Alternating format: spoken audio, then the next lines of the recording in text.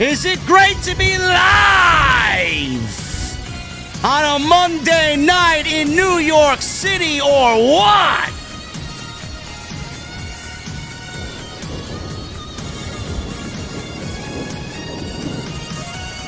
Triple H said there's going to be more twists. There's going to be more turns.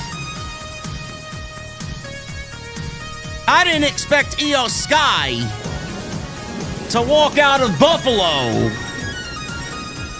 with the WWE Women's World Heavyweight Championship. Oh my God. Everybody's like, oh, well, is Rhea injured, JD? Are we going to get Bianca and Io? Guys, I'm going to give you the answer. Hopefully. Or at least steer you in the right direction tonight. And CM Punk, oh my God, man. CM Punk, a mini pipe bomb on Rock, on John Cena, on Seth Rollins. And my goodness, man, what is CM Punk doing at WrestleMania? We will talk about it right here tonight live. Ladies and gentlemen, I'm going to the venue. I know you guys are already there, drinking them cold. And when I walk through those doors on this Monday night, I want to know, what the fuck are you guys drinking? I'll see you over there.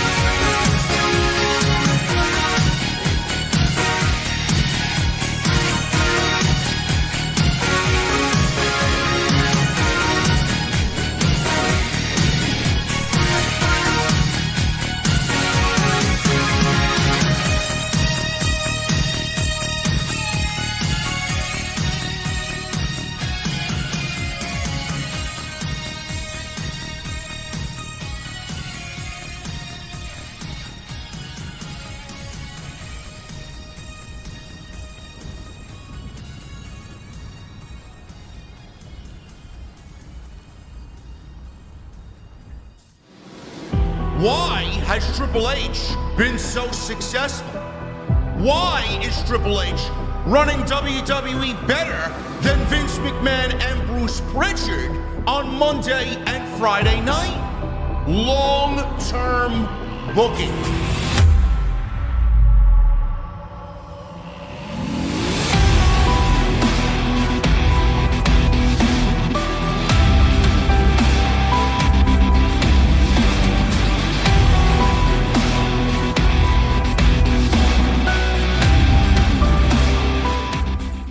What is going on, guys? Thank you so very much for joining me right here on Off the Script. This is your Monday Night Raw Post Show for March 3rd, 2025. I am your host, JD from New York. As always, coming to you live from the OTS venue inside my mother's basement.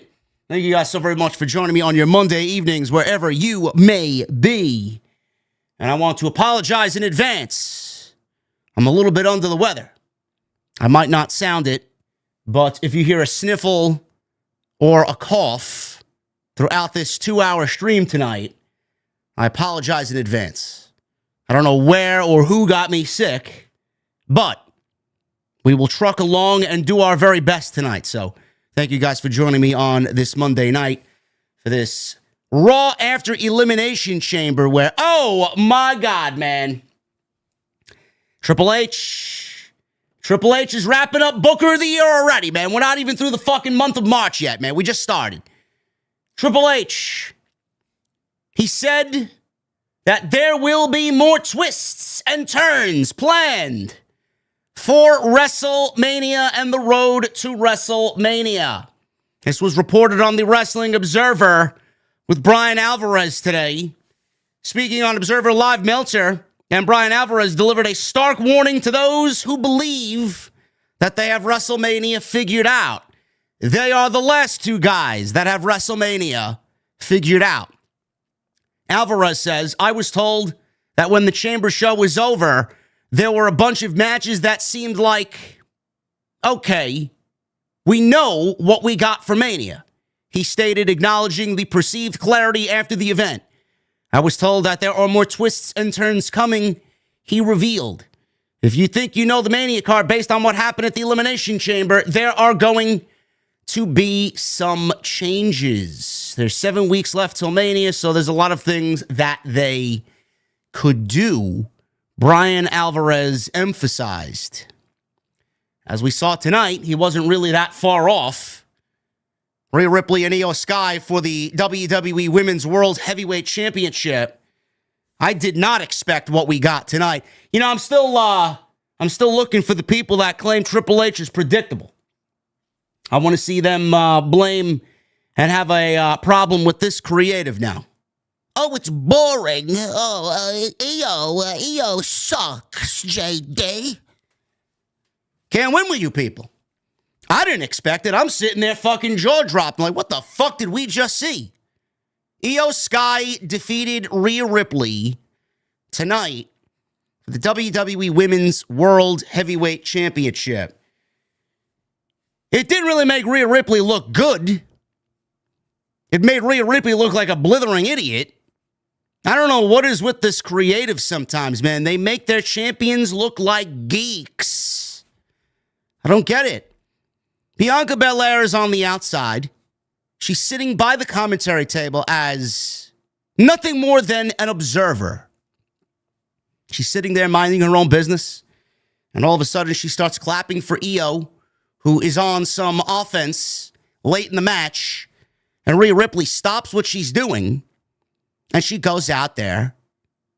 And she gets in Bianca Belair's face. What does Bianca Belair have to do with the Women's Championship? She's the challenger at WrestleMania for the Women's Championship. Maybe you should beat Io and then worry about Bianca. It's very unbecoming of Rhea Ripley. We've never seen Rhea Ripley thrown off her game like that before. Maybe that's part of the story. Regardless, Rhea Ripley is preoccupied with Bianca Belair. One thing leads to another, a shoving match. I thought Bianca was going to get her disqualified. I thought we were legitimately going to get Jessica Carr to call the match a disqualification. That would have been fucking ridiculous. That would have been bad if they went off the air with a DQ like that. But one thing led to another. Rhea Ripley was setting up for a avalanche riptide. Io gets out of it. Hurricane Rana down. Over the moonsault, 1, 2, 3, and we have Io Sky as the new WWE Women's World Heavyweight Champion. Going into WrestleMania now, the tentative match in Las Vegas is Io Sky defending that championship now against Bianca Belair.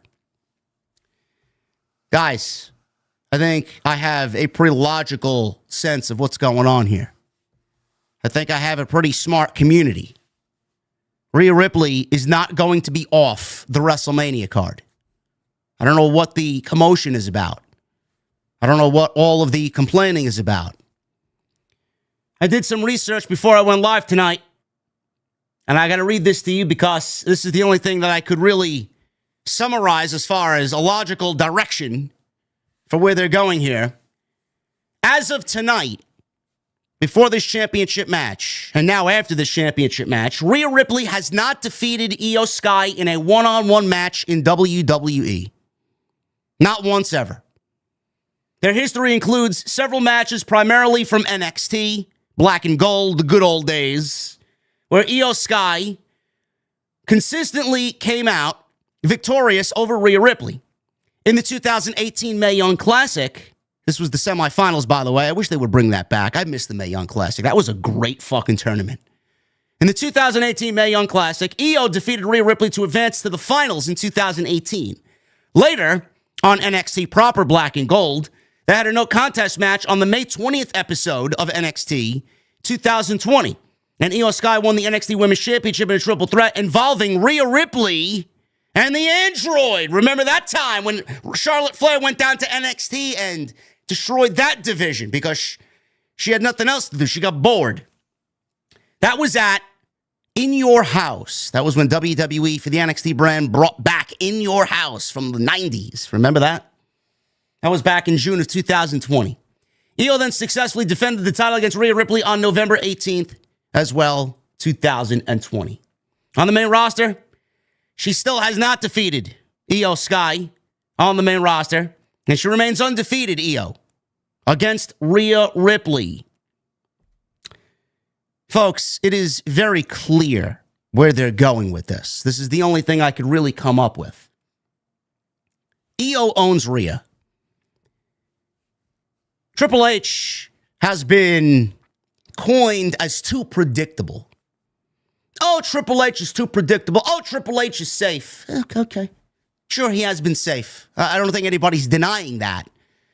He was safe at Survivor Series. He was safe on Saturday Night's Main Event. He was safe on January 6th debut on Netflix for Monday Night Raw. He was safe on January 25th.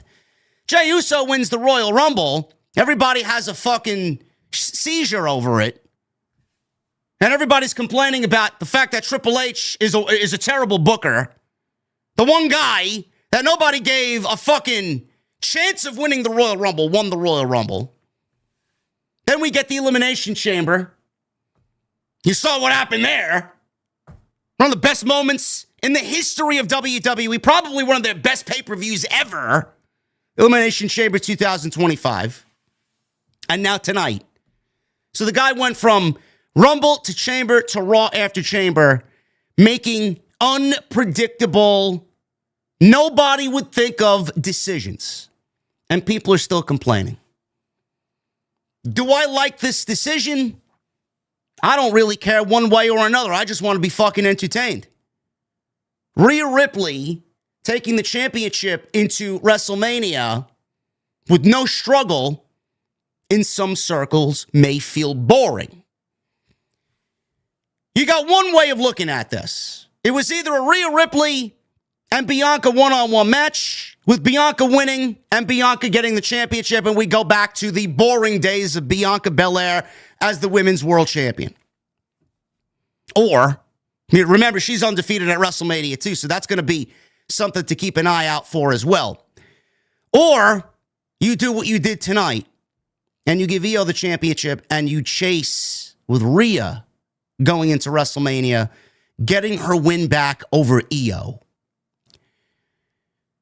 A lot of you guys are maybe feeling, maybe it should have been Rhea versus Bianca one-on-one.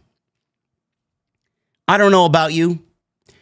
I don't want to see Rhea versus Bianca, which is probably the biggest match in the entire women's division right now. I don't want to see that built over 7 weeks. That's just me. I think that deserves 3, 4, 5, maybe 6 months of build. Multiple matches in between. Why start it now? Give Rhea some struggle.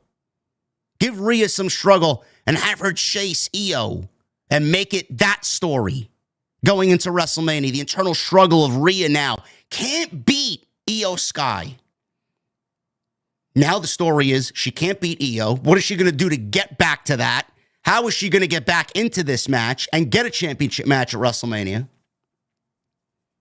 Instead of taking Rhea and having her win tonight and one-on-one versus Bianca. There you go. There you go, man. It's all over.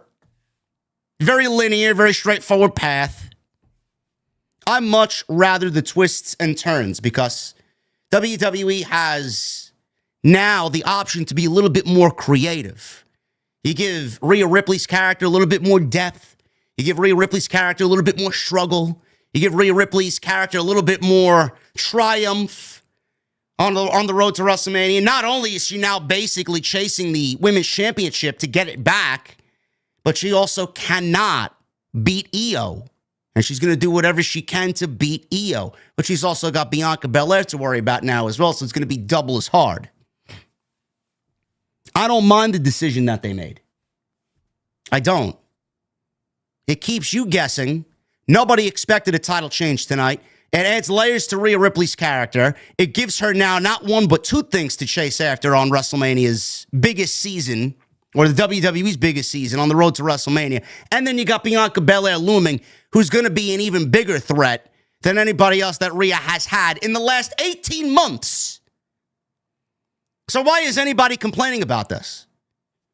You wanted WrestleMania season, you wanted excitement, you wanted unpredictability. The guy's giving it to you on a silver fucking platter, and half of you is still fucking complaining. Can't win. Can't win. I enjoyed what they did tonight. I like it. I don't know why everybody else is having a problem with this. Seriously. Then you'll get the comments, oh, JD is a grifter. If this happened on AEW, he'd be shitting on it. Well, give me some fucking story on AEW, and then maybe I'll assess the situation. They got nothing going on over there. So I can't even compare. I like it. I think this is a good move. IYO is now the champion walking in to WrestleMania. Everybody, I want IYO to win the championship. I want IYO to get a WrestleMania moment.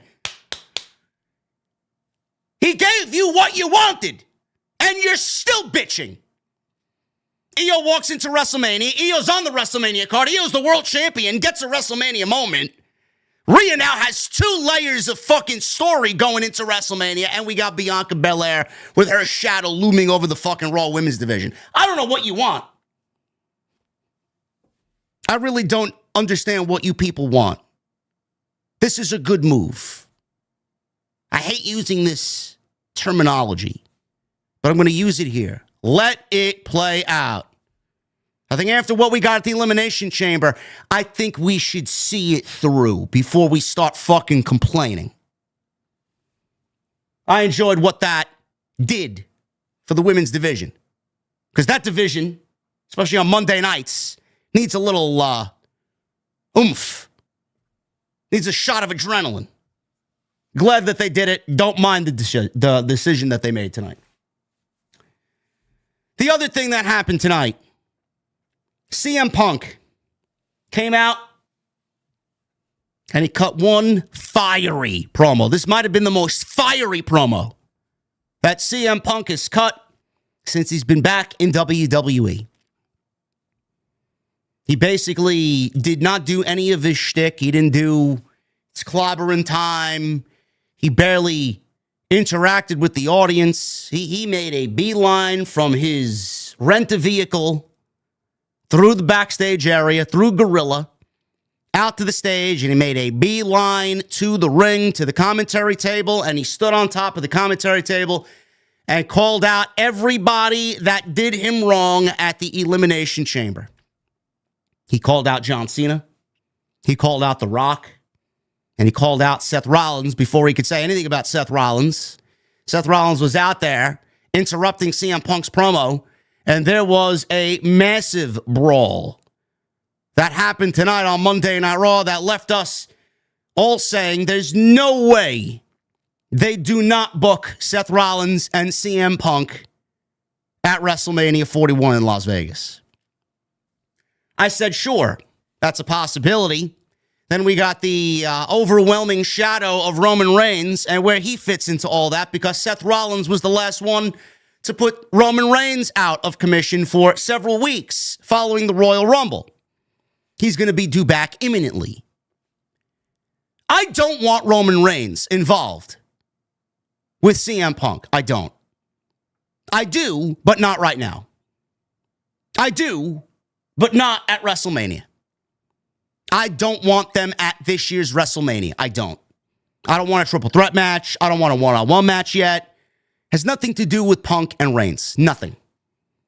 Punk has nothing to do with Roman Reigns outside of Paul Heyman owes CM Punk a favor and Roman wants to know what it is because he wants to know if it directly affects him. and CM Punk and Paul Heyman's dynamic. Roman has a problem with that. Roman has no other problem with CM Punk. CM Punk only eliminated him from the Royal Rumble. But it's not the one thing that Roman is going to look for when he comes back. The one thing he's going to make a beeline for is Seth Rollins after what Rollins did to him after they were both eliminated by CM Punk at the Royal Rumble. A stomp heard around the world. Curb stomp on the floor. Literally left him out for weeks, quote unquote. Wrote him off TV. That's what I want to see. So Punk calling out Rollins, I said, maybe WrestleMania, maybe not. And I sent a follow-up tweet tonight, which, aged like fine wine, I would do Punk and Rollins, too. Next week, March 10th, Madison Square Garden. And I would have Roman Reigns interfere and go after Seth Rollins. That's what I would do. WWE must have heard me, or I'm just that fucking good, because they did book the match. It's happening next week in New York City at Madison Square Garden. Not one-on-one, standard. It's a one-on-one match inside a steel cage. So for all the Punk naysayers, oh, he doesn't work. Guy's been back.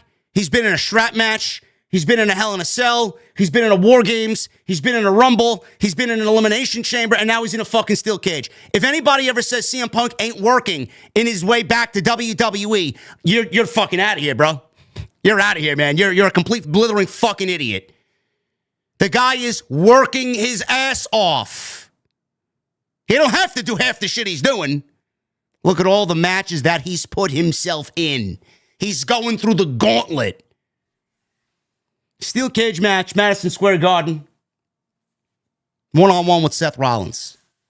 I have Punk beat Rollins.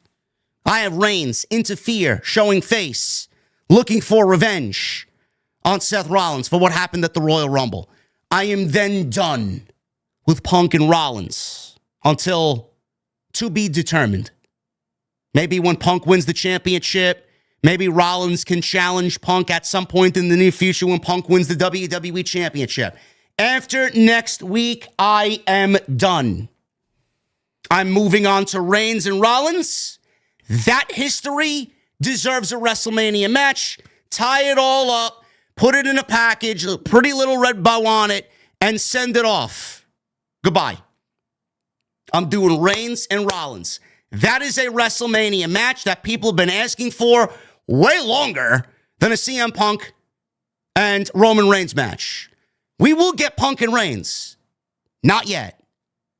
We will get Reigns and Rollins, and WrestleMania is the place to do it. You tie that up. It makes more sense because there's a physical aspect to Reigns and Rollins more so than there is Reigns and Punk. Now everybody's asking, what do you do with CM Punk? What do you do with CM Punk? I don't know what you do with CM Punk. Again, I'm going to emphatically say I don't want to see a triple threat match. I don't. One-on-one. That's it. One-on-one. I'm going to make two bold predictions right now. I love making predictions, man. And throw this out there. I don't know if anybody's going to be talking about this. If you see anybody running with this, you heard it right here first. Clip it.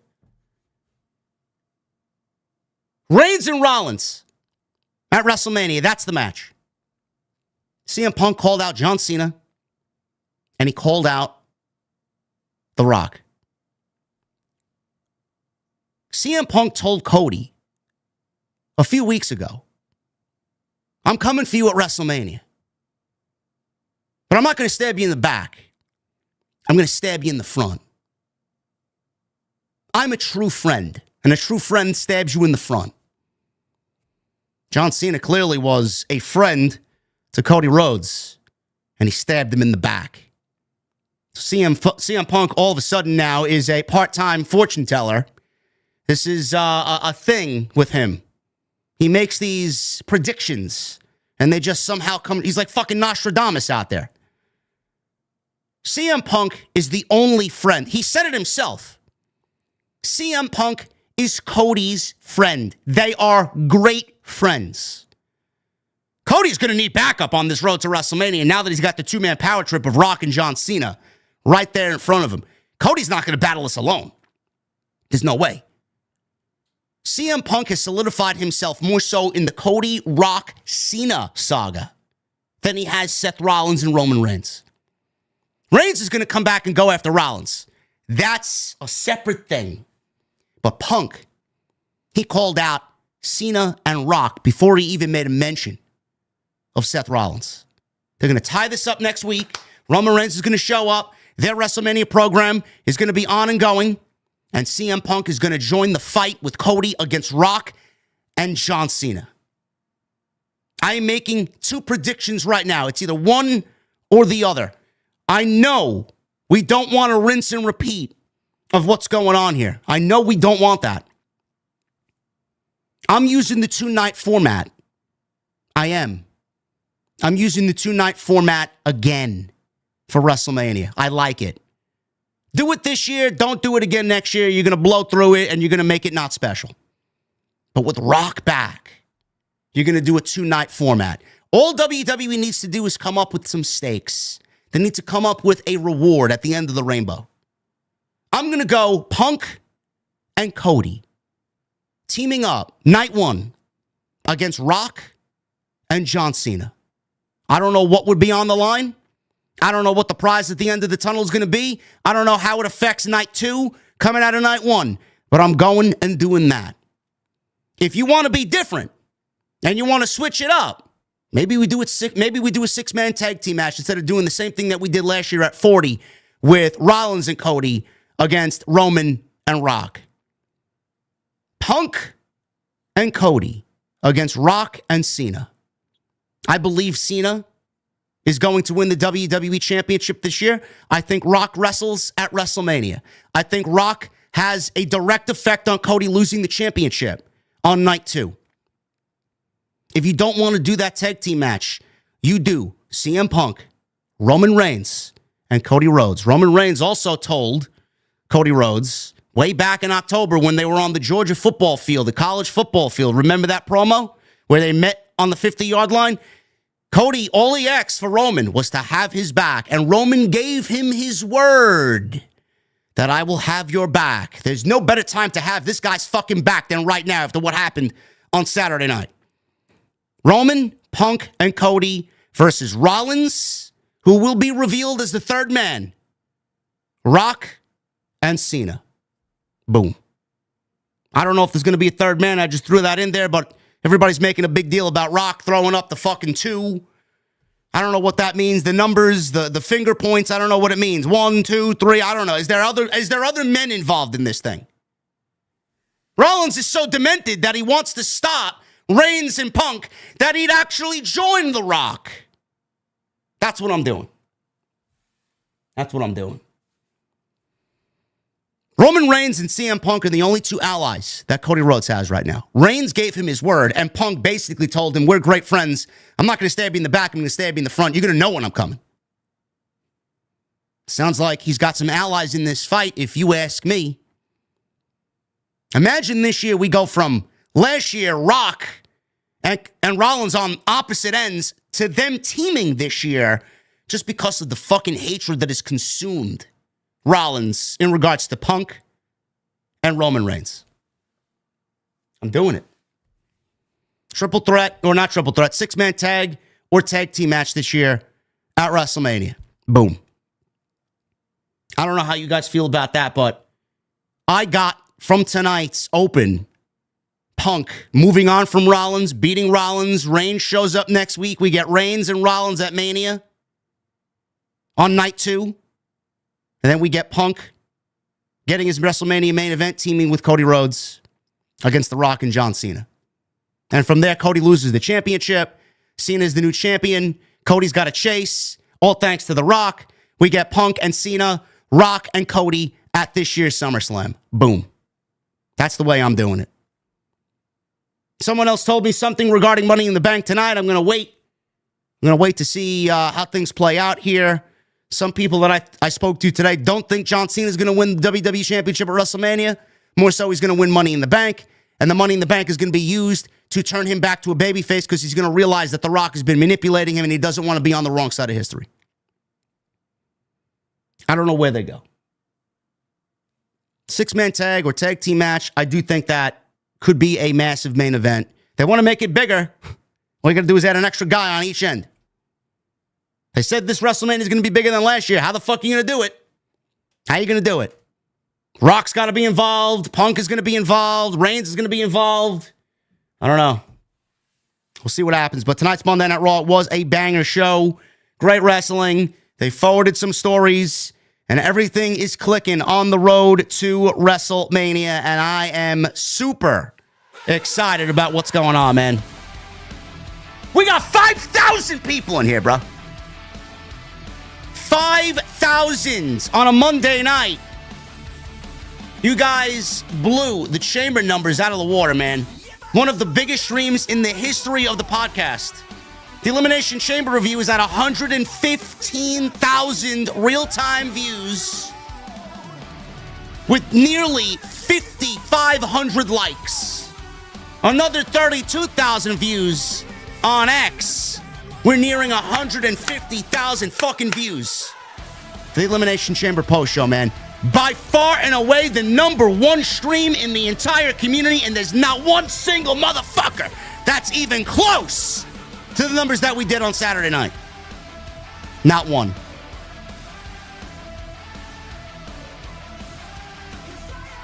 Follow me on social media at JD from NY206. Twitter, Instagram, TikTok, Cameo. Hit that subscribe button down below. We blew past 167,000 followers on YouTube on Saturday.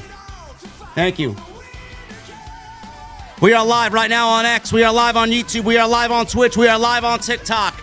Shout out to all my fans across multiple platforms.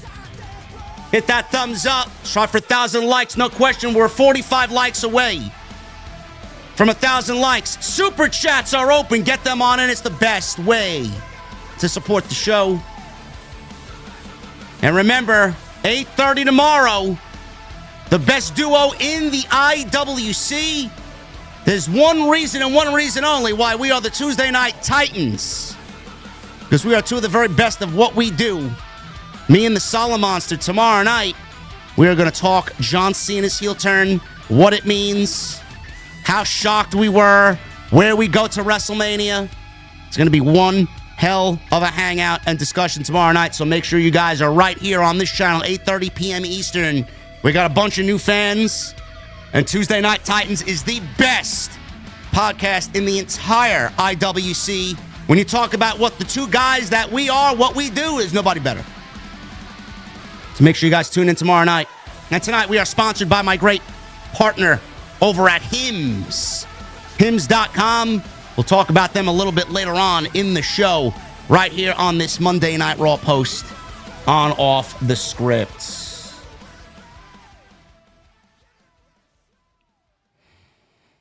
Oh my goodness. We just hit 1,000 likes, man. Thank you. You know, that deserves a round of applause, I think.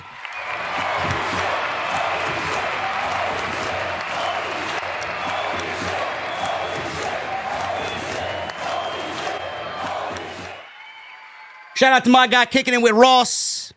He's drinking the finest of liqueurs in the VIP section. This guy was showcased on Monday Night Raw tonight. Listen, I'm going to have to be doing some reactions, bro. My reaction on Saturday night to John Cena's heel turn would have accumulated millions of views, man. I so wish I was recording myself. It was entertaining as fuck. That's all I'm going to say. I'm going to have to come into the office and start watching this shit on my screen and record myself like a bunch of these fucking half-witted idiots that do the reaction shit, you know? I don't know. My reaction was golden, man. I so wish all week I'm like, fuck. I wish I recorded my reaction to Cena turning heel. I don't know. Monday night, we got CM Punk opening the show, man. Like I said, I'm a punker. I'm a CM Punk guy. Don't give a shit what he did anywhere else. I'm a Punk guy through and through, man. Love CM Punk. One of my favorites ever. The guy has come to work. Like I mentioned before, he's back. Feud of the year with McIntyre. Match of the year, Hell in a Cell with McIntyre. Guy's been in a strap match. A classic strap match, by the way, with the fucking buzzers where you got to touch all four corners. Not this bullshit where it's like two guys bound by the wrist and you got to win by pinfall submission. No. We got to touch all four corners, motherfucker. That's the way you do it. Brutal. Strap match. This guy relived and fucking threw back to the 1997 SummerSlam with Drew McIntyre with Seth Rollins as a special guest referee in one of the most classic WWF championship matches of all time with Undertaker and Bret the Hitman Hart. They took pages out of that championship match from New Jersey in 1997. Guy entered Hell in a Cell with McIntyre. He entered War Games with the Bloodline. The guy went into the Royal Rumble. He went into the Chamber, and now he's going into a steel cage match. If you say Punk ain't working, and if you say Punk is washed, and if you say Punk don't deserve half the shit he's getting, fuck off, man. He's been doing everything right. He's the best part of WWE television right now. Punk, he's out there, made a beeline, right for the commentary table, stood on the announce desk. Consider this a State of the Union address. So people think all paths to main eventing WrestleMania have been extinguished. Have they? He's got a quote-unquote favor. A favor to ask. Maybe that's how we get him in the main event in that tag team match or six-man tag team match with Reigns and Rhodes against the new two-man power trip of Rock, Cena, and maybe Drew McIntyre, maybe Seth Rollins, however you want to swing it. He asked fans to give him names of his first target. McAfee said the final boss. Cole suggested Rollins or Cody Rhodes. I don't know why Cody Rhodes would be his target. Cody Rhodes didn't do anything to him. Punk called Rock a bold fraud. And he says he's not immune from criticism because of his position on the board of directors for TKO. You don't know who you're dealing with, he said. He said he marched through hell to receive opportunities, while you, Mr. Midlife Crisis, just decided to walk in when you feel like it. He says he isn't gracing them with their presence. He mocked his goosebumps on the forearm bit, the mana, and said he doesn't really love the business. I've never been so delusional to wear a fake title and proclaim myself the people's champion. He says he earns his titles. So clearly you got some AEW tribalists and some AEW elitists. Yes, I'm looking at you because I know some of you are watching me right now. You know, your pictures of Punk wearing the AEW Real World Championship with the black X through it. I don't know if you guys are retarded or if you're just fucking absolutely the bottom of the barrel trolls on social media looking for whatever engagement you can drivel up. That was the AEW Championship. CM Punk never lost the championship. That was his title. He was never pinned. He had to relinquish it because of what happened to Brawl Out. He won the championship only to relinquish it. Then they gave it to Jon Moxley, who won an Eliminator tournament going into Grand Slam that year. Punk never lost the championship. He won the title back only to have it stripped away because of what happened. So for all the people claiming he wore a fake championship on the first episode of Collision, which, by the way, the show's never been the same since. I don't want to be the bearer of bad news, but that was the real AEW World's title. Wow. Thanks for bringing that to my attention, JD. I didn't know that. I'm a fucking idiot. Thanks for clearing that up for me. I see everything. See everything. It's not a fake title. The People's Championship is not a recognized championship. He then addressed John Cena. He says they can now see through him. He said he stole something from him in the Elimination Chamber. He said he gave him the benefit of the doubt when he didn't have to qualify. Uh-oh. You know Punk is coming after him now. You're not going to fool me twice, John. Everybody sees what I've known all along, that you've been selling all these people and all these kids bullshit. He says you'll never see him give up on his dreams of headlining WrestleMania. Said, ironically, Mr. Never Give Up, never quite gave up on himself and let down the kids. The joke is on you. I'm going to see you down the road. Yes, you will. Yes, you will. Whether or not it's at WrestleMania, Summer of Punk 25, Punk and Cena is absolutely 1,000%, barring injury, happening this year. He then said, I'm going to get my hands on both of you bald frauds. Obviously, he's got to make mention of John Cena's obviously glaring bald spot. And when I do, you're going to make a wish I never did. Ooh. That was a fire line. That was a fucking fire line right there. He said the person who currently has all his undivided attention is little brother Seth Rollins. Becky Lynch, come get your man. Because when I get my hands on him first, he's going to be in a wheelchair. Seth, the music then played. Punk leapt off the announce desk, ran to the entrance stage to fight Seth. Referees, producers ran out, tried to pull them apart. They brawled to the ring, then to ringside. Seth punched away at security guards to break free. Punk jumped at him again. They brawled over the announce desk, tumbled out to the crowd. McAfee was yelling, holy shit. This was awesome in every sense of the word. We got a "this is awesome" chant from the crowd. And they continue to brawl through the commercial break on Netflix, which I don't have because I am not lucky enough to have a VPN. But from what I heard, the brawl continued through the commercial break until we came back. We saw some highlights out of it. They went into the crowd. They worked around the crowd up onto the stage, the main stage. And again, they had a big pull-apart brawl before everything kind of came to a stop on the main stage here tonight. Tremendous promo from Punk.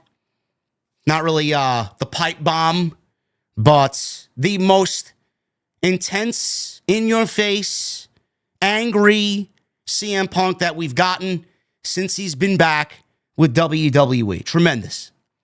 He mentioned Rollins, he mentioned Rock, and he mentioned Cena. Clearly, it's going to be in some sort of direction with any one of these three men, or all three of them, going into WrestleMania.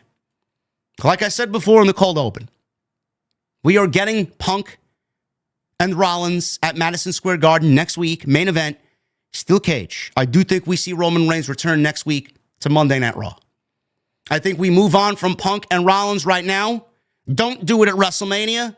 And we get Rollins and Reigns at WrestleMania in some way, shape, or form.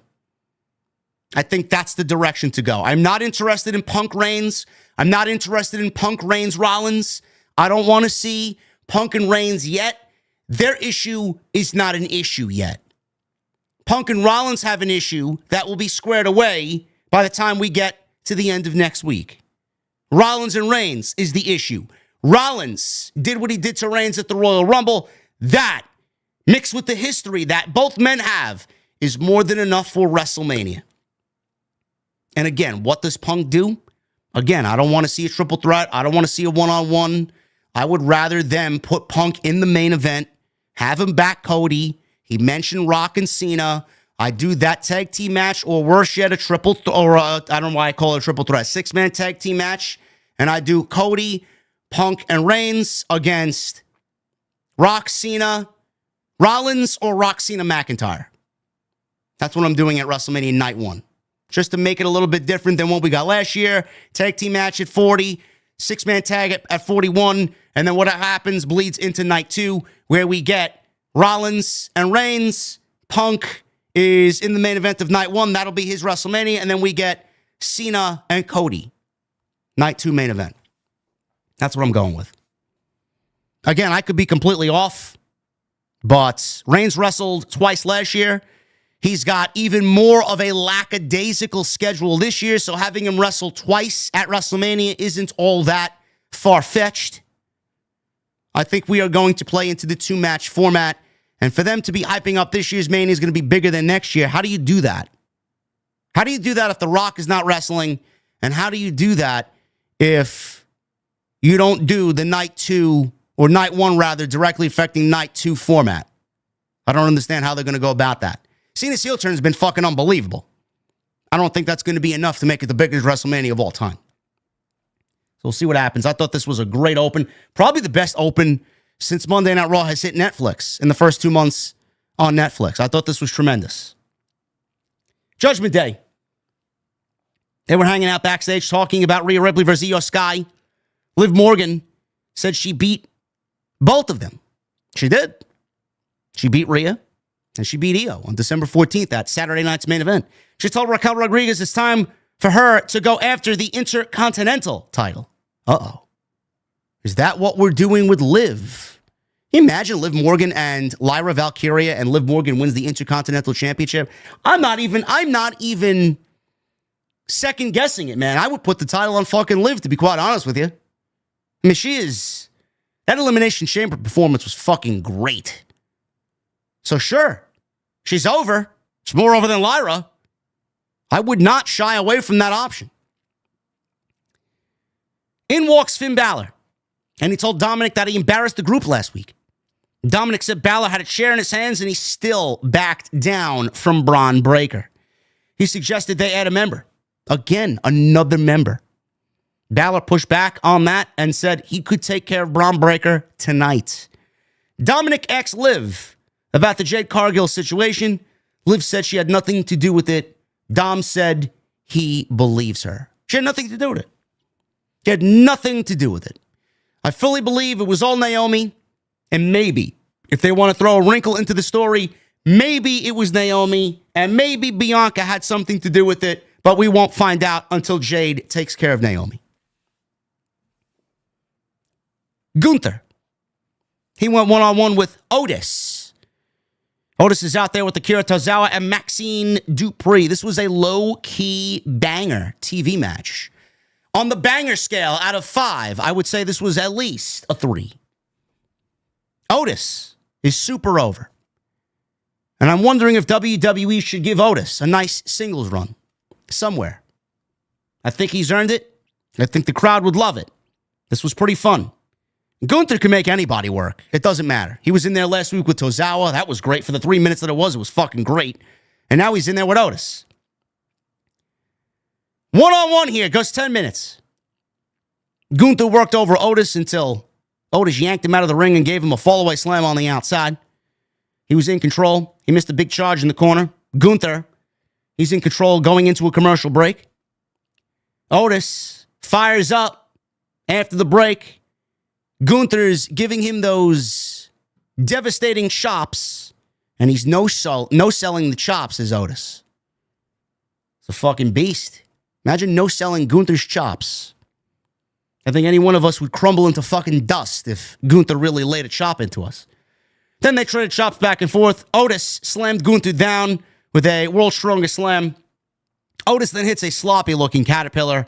He goes for the elbow drop, gets it, near fall, 2 count. Otis missed the Vader bomb. Gunther followed with his Godzilla-like dropkick. Otis countered a power slam, but Gunther clotheslined him repeatedly, including one to the back. Gunther hit a big boot right to the fucking jaw, and another clothesline. He goes down, goes for recovery, gets a 2 count. Gunther followed up with a power bomb, got the big man up, and that was enough for the win. Gunther gets the victory over Otis in this non-title match. Fun while it lasted for the 10 minutes, and I'd like to see more of Otis in a nice babyface run. I think it would be fun.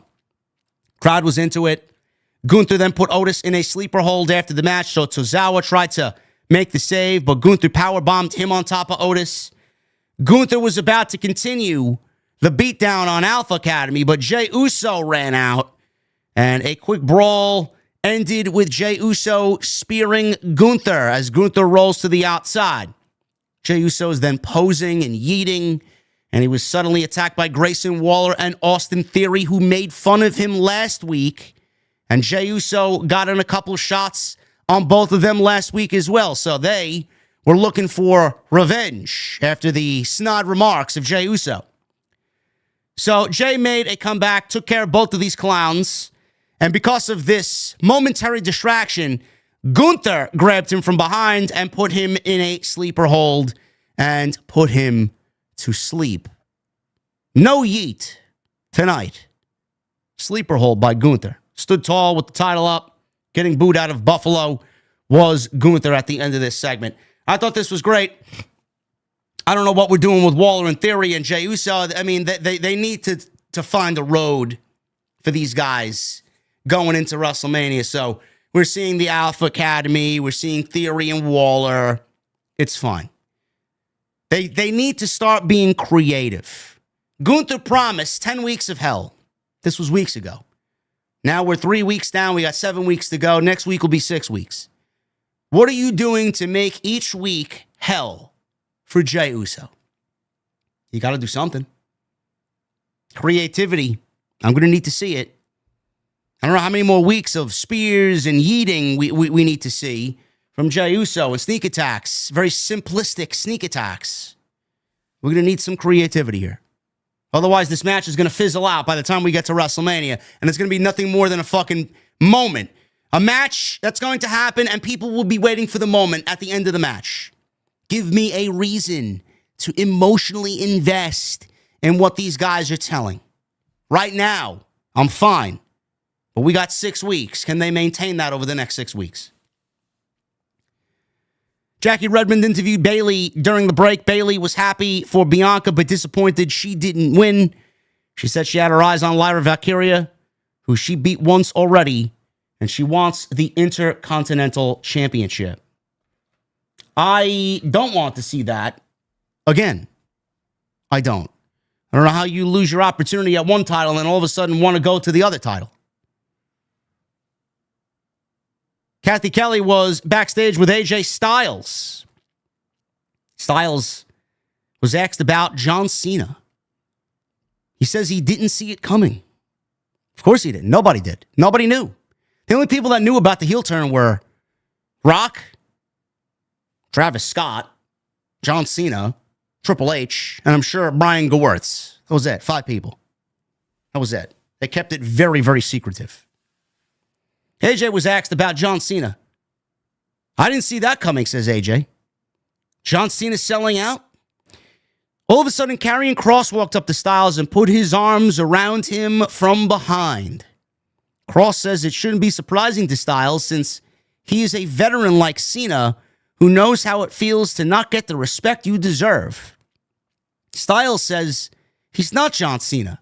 And maybe the WWE Universe needs a reminder of who AJ Styles is. He says he will be calling out Logan Paul next week to see if he can back up all the trash that he talks. He told Kross he's trying to be the devil on his shoulder. God knows my evil ways. Styles walked away. Kross laughed and said, that was easy. I don't know what Kross's role is going into Mania. I know everybody's predicted him and Sammy. We're not going Kross Styles. Clearly, if Styles is calling out Logan Paul at Madison Square Garden, I'm assuming we're going to get AJ and Logan Paul at WrestleMania. First time match for them, one-on-one, and I think it's going to be their road to WrestleMania, which I'm fine by. It gives AJ a great match with someone who is uber athletic, and it keeps Logan Paul out of a program with one of the bigger names on the roster. It's a respectable match, a match that could be a low-key match of the night, and I think it's going to be great for both guys. Intercontinental Championship match. Lyra Valkyria against Ivy Nile. This went 10 minutes. This wasn't bad. Wasn't bad at all. The crowd doesn't really do these women any favor. Crowd was pretty dead for at least 7 minutes of this. More than half of this, the crowd was just zoned out. I don't know what we got to do. We got to make Lyra a little bit more personable. We got to give Lyra a character. We got to give her some charisma, or at least showcase what type of charisma she does have. She did a little bit different tonight. She didn't do any of the goofy shit. She was out there and she physically fought Ivy Nile. So we're at least headed in the right direction. Ivy Nile has been wanting the Intercontinental Championship, and both her and both creeds have been saying, we got to win championship gold before Master Gable gets back. There's no gold in American Made. So I don't know what's going to happen when Chad Gable comes back. But this wasn't bad, but crowd was basically dead for most of this up until the end where they popped just a little bit. Again, it wasn't bad. but the lack of reaction really doesn't get you to emotionally care about what they're doing. Lyra was very aggressive here. So like I said, a change of at least what we've been seeing from her. So aggressive offense from Lyra. Ivy, Nile, used consecutive dragon screws to take over and work on the leg of Lyra. And we do this during the commercial break. So we come back from the break. Lyra's fighting back. She hits a sit-out powerbomb. Her leg was in too much pain. After the powerbomb, she collapsed, and she doesn't make a cover. Lyra went for a tornado DDT, but Ivy stopped her momentum and deadlifted her into a vertical suplex. Goes for a cover, gets a 2 count. Lyra went for her finish, and she twisted her knee and fell down.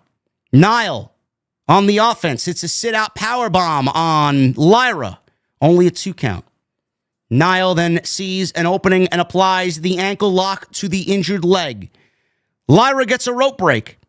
Ivy hits a German suplex, goes for a running boot, but missed the boot in the corner. Lyra followed up with a neck breaker, and then she applies her Nightwing finish, slams Ivy down, 1, 2, 3, and Lyra retains the Intercontinental Championship.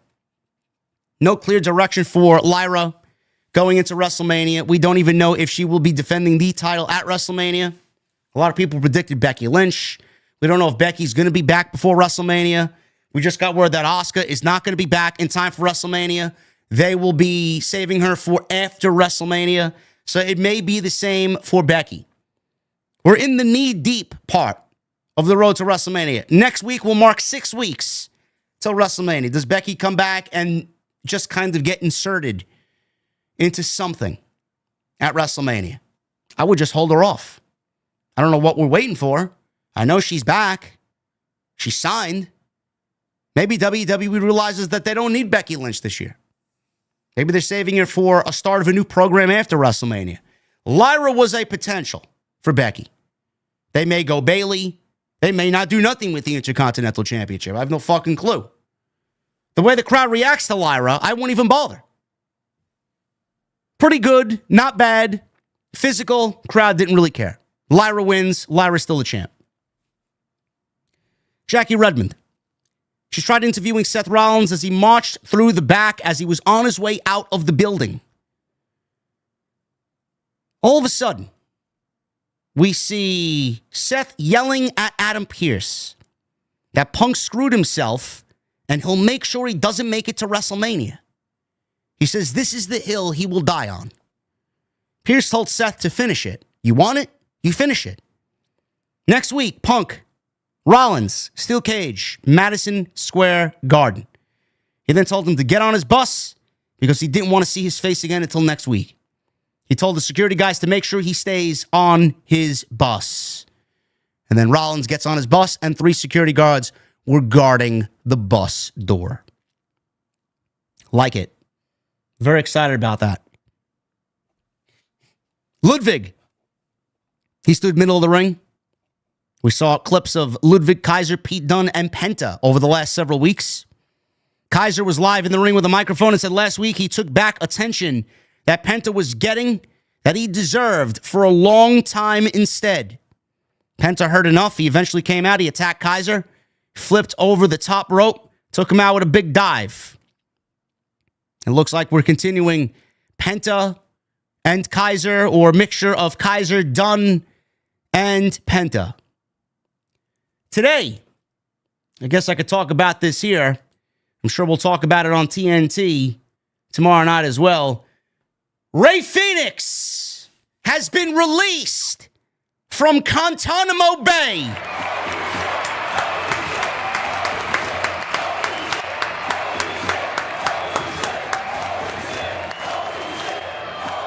Rey Fenix is now officially a free agent. Tony Khan and AEW let him go. After all this time, I don't really understand what took them so long. I guess somebody has convinced Tony Khan. Maybe it's his father. What are you doing over there? You're making my family look bad. You're a complete petty bitch. Let these guys go if you're not using them. Stop collecting your fucking toys. You fucking child. Let somebody else play with your toys if you're not using them. It's good to share every now and then. Rey Fénix has been released from Guantanamo Bay. I don't know what we do. I don't know where we go with Penta going into WrestleMania. They teased Penta and Bron Breakker. They teased Bron Breakker and AJ Styles. Those might be things that WWE just wanted to tell you in the moment that potentially could be coming in the pipeline. Little seeds being planted. I don't think we're getting Bron Breakker and Penta at WrestleMania. I don't think we're getting Bron Breakker and Styles. Clearly, I just said Styles and Logan Paul. It's probably the direction.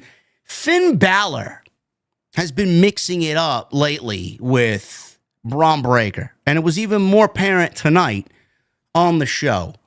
So as far as Penta, we'll talk about that a little bit later. As far as Penta, I don't know if WWE is going to bring Fénix in imminently. I mean, they brought Ricky Starks in almost the next day. So for all we know, Penta could bring in his brother next week, and we could get the equalizer against Pete Dunne and Ludwig Kaiser. They could take them out and move on and be about our day. Kaiser's great. Pete Dunne's great. Do they have a road to WrestleMania? I don't think so.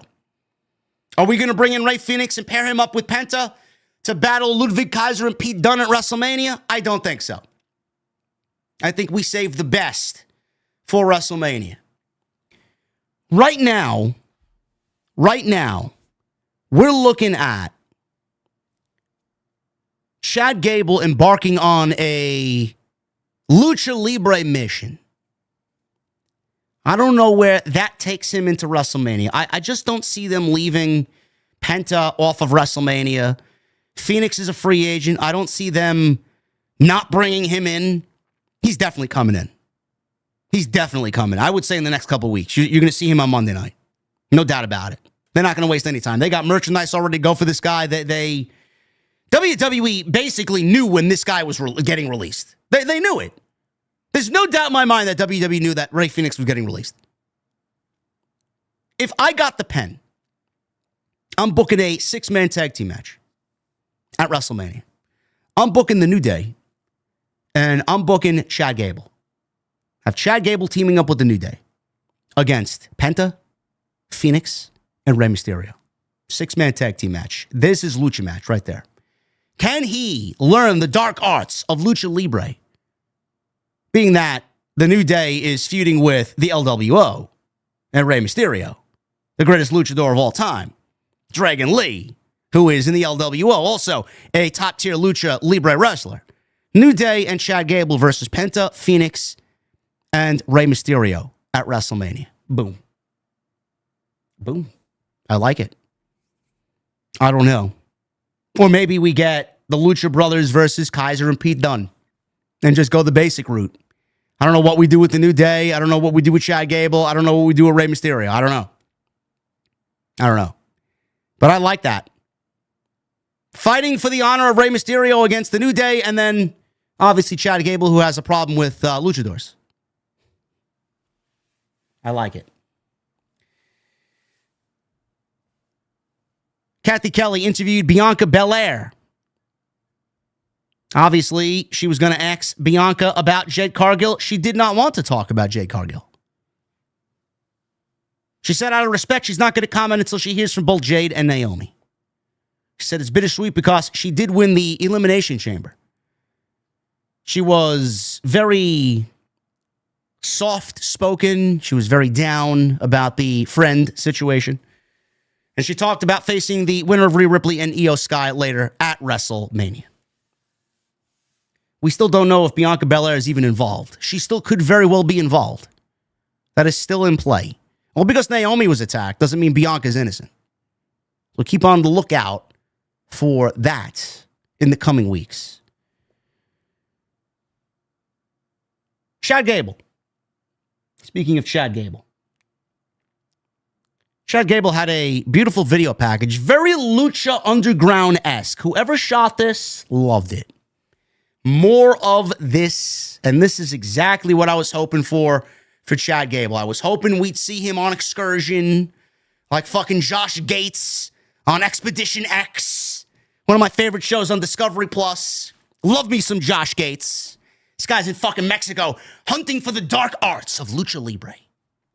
Very Lucha Underground-esque. He's asking people walking down the street. He's got a flyer of sorts or a picture of somebody. Hey, you seen this guy? You know who he is? People start ignoring him. He asks like 3 or 4 different people. You know who this is? People ignore him. All of a sudden, he gets a tip. Some guy in the back alley, a dark back alley somewhere. This shadowy figure. We see him in the distance. Chad Gable walks up to him. He looked like some fucking sensei from some old Japanese flick. Got a long beard. He's got the mustache. Standing there, and he's got a box. He's got something in a box. He hands it to Chad Gable. Chad Gable reaches for the box, and the guy's like, nope. And he hands Chad Gable the money sign. Money. In exchange for money. Chad Gable continues to hand this guy a $100 bill. 100. Not enough. He keeps asking for more. Gives the guy at least $500. Guy hands him the box. Gable opens the box. And the expression on Gable's face was, and they cut it. Right there. We don't know what's in the box. We don't know the remnants of the box. I don't know. What is in it? Is it some superpower Lucha Libre mask? Is he going to channel the essence of Del Wilkes, the Patriot? The real American, the Patriot. Shout out to the Patriot, man. Rest in peace, Del Wilkes. Some of you guys may be a little too young to remember the Patriot, Del Wilkes. I know my guy, Guardian of Chaos, knows Del Wilkes. Fucking loved the Patriot, man. Loved the Patriot. But I don't know where this goes outside of what I just mentioned. If Chad Gable's going to learn the dark arts of Lucha Libre, I could see the New Day enlisting him against Penta, Phoenix, and Rey Mysterio. That's shit out of luck for Dragon Lee, but he'll get his moment. He'll get his moment. It's going to be a Lucha Libre mask. A Lucha Libre mask. Watch. Some sort of ridiculous Lucha Libre mask. I like this. I thought this was shot great. More of this, please. The War Raiders, who Michael Cole inadvertently called the Viking Raiders tonight. I know. We are well beyond the Viking Raiders. I don't know where that blunder came from, but listen, man, it's not easy to be perfect on commentary every night. We all make mistakes. We all make mistakes. War Raiders versus the Creeds, World Tag Team title match. This was fun. Again, the crowd, I don't know what it is, man. The Creeds, they don't really get a lot of reaction when Chad Gable's not out there. It sucks. They're too good to not get a reaction. Chad Gable's the heat magnet. Hopefully that kind of rubs off on them a little bit more so when he comes back. But man, the War Raiders, they get no reaction. And it's fucking sad. They got a banger theme. They look the part. I remember during the days of Black and Gold, man, these guys were over as fuck at Full Sail. Every week they came out 400, 500 deep at Full Sail chanting war along with their theme. Nobody does anything. These fans don't even react to the War Raiders, and I'm trying to figure out why. They're cool. They're legit. The fuck are we doing? This match went 12 minutes and started to pick up. The crowd started to get into it finally around 8, 9 minutes in. It took them forever to get there. But the thing with the War Raiders is they might not get a reaction, but they're so good at what they do, they always get the reaction. But by the time we get there, it's way too late. So I don't know what we got to do. The women, Lyra, Dakota, Ivy, all the undercard women, War Raiders, the Creeds, none of these guys, none of these men and women are getting reactions. I don't know why. Something's got to be done there. We got to figure something out. Lack of exposure, maybe. I don't know. Maybe Buffalo is just a dead crowd. I have no fucking clue. Raiders made their entrance. Creeds made their entrance. They were already in the ring. This was fun for the 12 minutes that it was. Love this. We'll pick it up after the commercial break. Julius hit Eric with an angle slam. Brutus followed with a ugly-looking 450. He hit knees first, bouncing all over the place. He bounced on Eric last, not flush. Everything else hit before he hit Eric. He gets a 2 count off the 450, which is impressive enough for him to be even doing a 450. Julius gave Eric a superplex. Brutus missed the moonsault. Ivar went for a moonsault of his own next, but Brutus rolled out of the way, and Julius hit a beautiful shooting star press for a 2 count. Pat McAfee even called out Billy Kidman. It did look very Billy Kidman-esque. It did. I used to love playing as Billy Kidman in the old Nintendo 64 WCW games. WCW vs. NWO. Used to love playing as Billy Kidman. Crowd was, like I said, dead for the first 9 minutes of this thing. They finally got into this towards the end. We got a "This is awesome" chant. Julius hit a Finley roll. They tried a Brutus bomb on Eric, but he slipped out. Ivar smashed Julius into the side of the ring with a crossbody. Julius sold the hell out of it. Raiders got in the ring, hit Brutus with the War Machine, 1, 2, 3, and that was it. American Made have failed twice at the Tag Team Championships, and Ivy failed to capture the Intercontinental Championship. Gable's not going to be a happy guy. So I don't know where we're going with this. Is American Made done? Are we finished? Good match. Crowd could not be bothered to care. They had a pre-taped LWO segment. This was fun. I like this. I thought this was great. Whoever's shooting these backstage segments, whatever WWE is getting influence from for these backstage segments, I like it.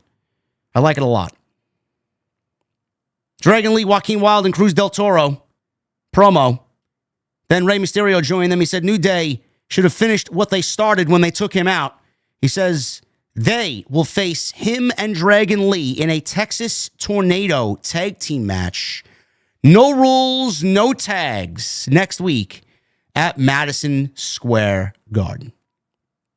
Then they ended by saying New Day sucks in Spanish and then New Day sucks in English. And boy, did they mean it. That should be fun. That should be fun. I'm having New Day win there. Bron Breakker.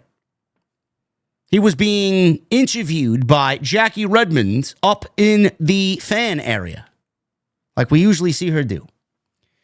Finn Balor was in the ring during this promo, which I did not see because I was getting a commercial break. Some of you who are overseas and maybe have a VPN probably got the Bron Breakker promo, so I don't even know what Bron Breakker said. I have to look it up. Bron Breakker says he didn't have a problem with the Judgment Day up until about a week ago.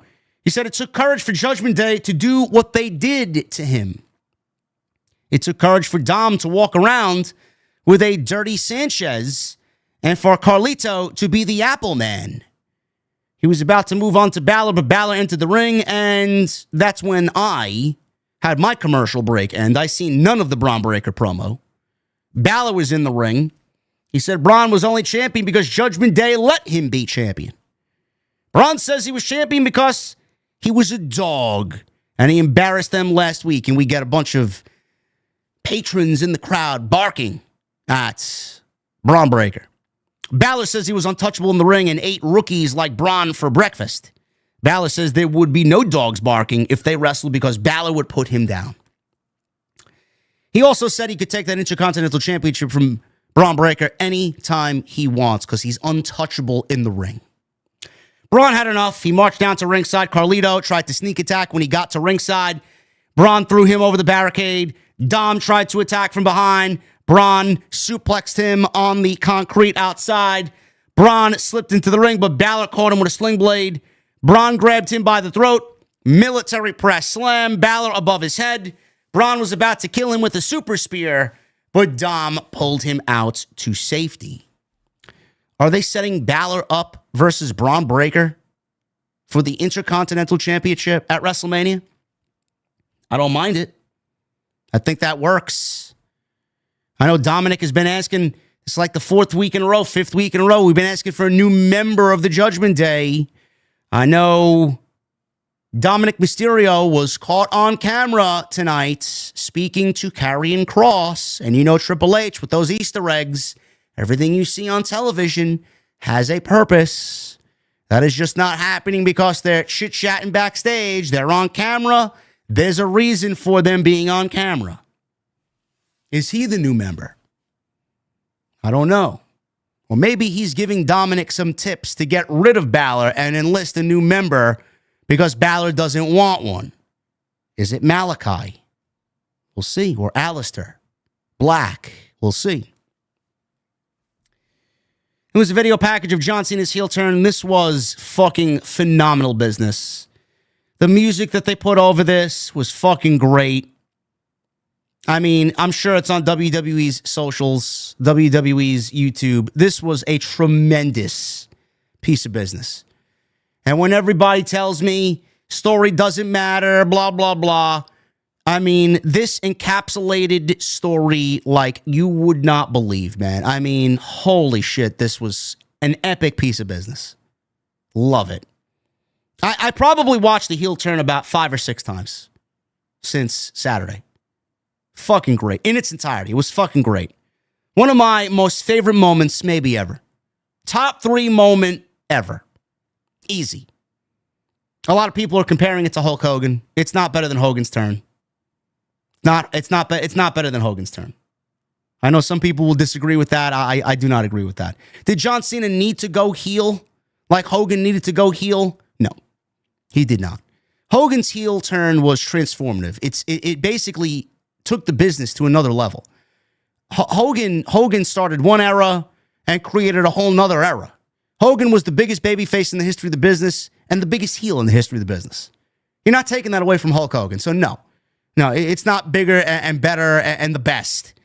Hogan and the NWO formation at Bash at the Beach 96 is always forever going to be the number 1 heel turn in the history of this sport. There will be nothing that tops it. Nothing. Is John Cena's heel turn the biggest heel turn in WWE history? You could probably say yes. Yes. I would absolutely put it up there as number 1.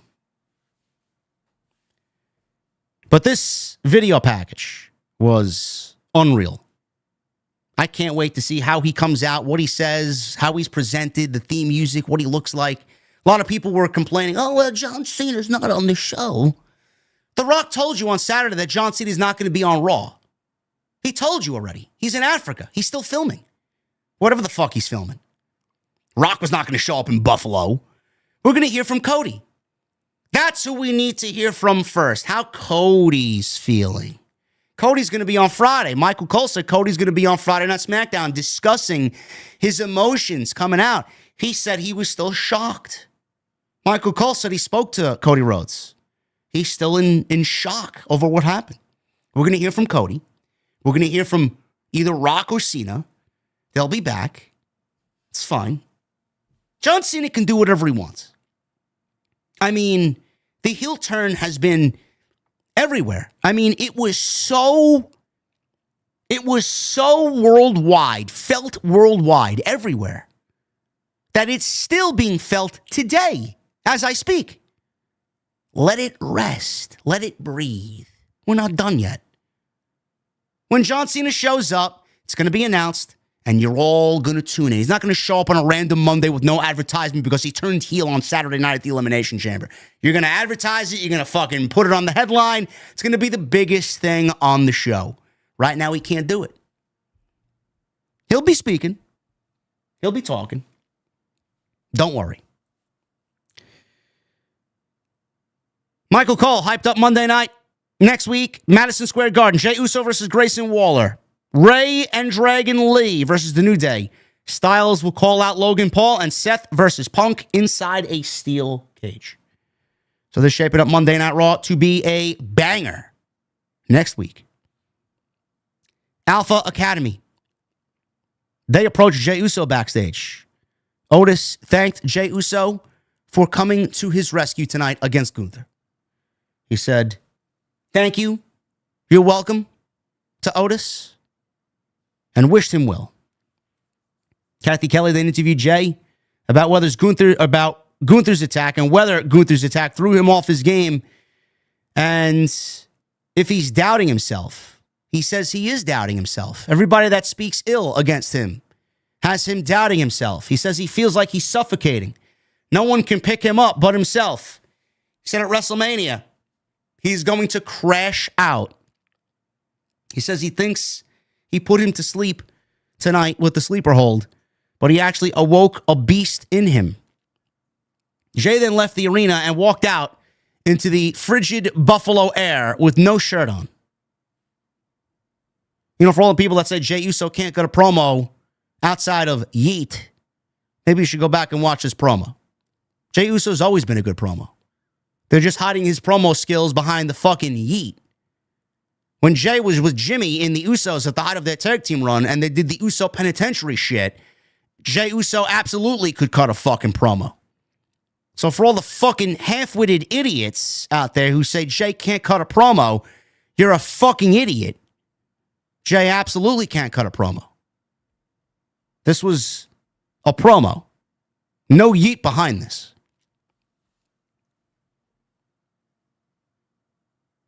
Bianca Belair makes her way out to ringside. She's sitting at the commentary position. Not on commentary, but sitting alongside the commentary desk to watch this match, as this will directly affect who she wrestles at WrestleMania. Rhea Ripley and IYO Sky. Women's World Championship here tonight between these two women. Crowd was big time into this. I think they were more into the lack of ring attire that Rhea Ripley was wearing tonight. Tony Brown, where are you, bro? I know you enjoyed Rhea Ripley's lack of ring attire. So much so that Buddy Matthews called out Rhea's ring gear tonight.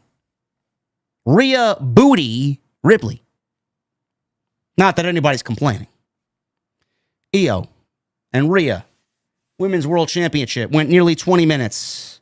This got the main event plug. Things were early on. Ripley pulled IYO out of the ring, swung her into the side of the ring, and hit a vertical suplex on the outside of the ring, and we go to a commercial break. IYO came off the top, stomped Ripley's arm.